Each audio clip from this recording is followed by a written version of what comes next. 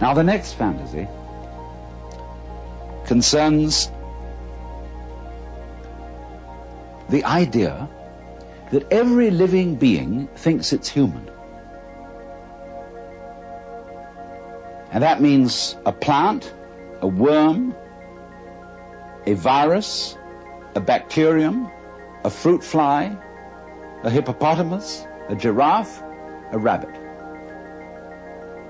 That all these beings, wherever they feel out from, as we feel out from our bodies, feel that they're in the middle. That is to say, wherever you look, you turn your head around, and you feel you're in the middle of the world. You feel you're the center. And a rabbit or a fruit fly feels that it is a center. And it has around it a company of associates who look like it. And therefore, this creature knows that these are the right people, just as we know when we look at human beings. They're the right people. They are one of us. Only, of course, we have to make distinctions, because you never really know that you are you and that you are really in the right place unless you can contrast yourself with some other people who are, after all, not quite in the right place, and some other people who are very much in the wrong place. And then, through having this succession of comparisons, you know that you're okay. Well, the insect has exactly the same arrangement. Well, you say, well, insects and things like fishes, they don't have any culture? What do you mean, fishes being civilized and being entitled to consider themselves as humans? Well, let me put the argument from the fish's point of view. Fishes say, human beings are a mess. Look what they do. They can't exist without cluttering themselves and carrying around all kinds of things outside their bodies. They have to have houses and automobiles and books and records and television and hi-fi equipment and stuff, endless stuff, and they litter the earth with rubbish. So think of a dolphin. He isn't really a fish because a dolphin's a mammal, but a dolphin's point of view towards the human race. Dolphins spend most of their time playing.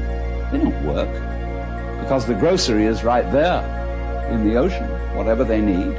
And so a dolphin will catch up with a seagoing liner, and it'll get on the wake of the liner and put its tail at an exact angle of 26 degrees. And in so doing, the liner will carry the dolphin along. The dolphin will make circles around the liner just for fun, playing all its life in the water. And we know that a dolphin's brain is as big, if not bigger than ours. It is incredibly intelligent, but it has a language which we can't decipher. And the person who knows most about dolphins in the United States, Dr. John Lilly, is a friend of mine, and he said he came to the conclusion that dolphins were too smart to tell us their language. So he abandoned this project. He said he would no longer keep such a highly civilized being in the concentration camp of a zoo, and that it should go back to the ocean. So the point is, though, that not only dolphins, but every organism that has any sensitivity in it whatsoever considers itself to be the center of the universe. Now, it has its problems.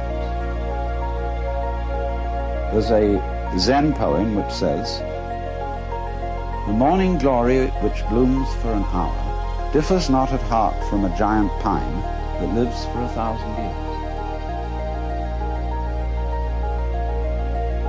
In other words, an hour is a long life to a morning glory.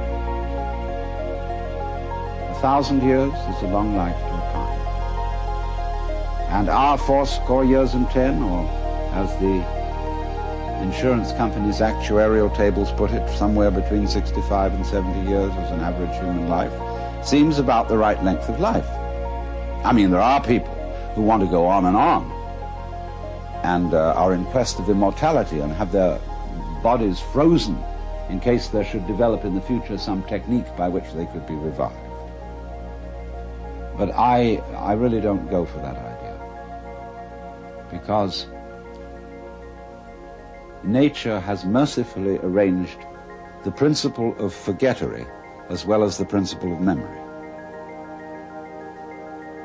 If you always and always and always remembered everything, you see, you would be like a piece of paper which had been painted over and painted over and painted over until there was no space left and you wouldn't be able to distinguish between one thing and another. It's like when a whole bunch of people start to scream and make noises and out-scream each other, and soon you can hear nobody.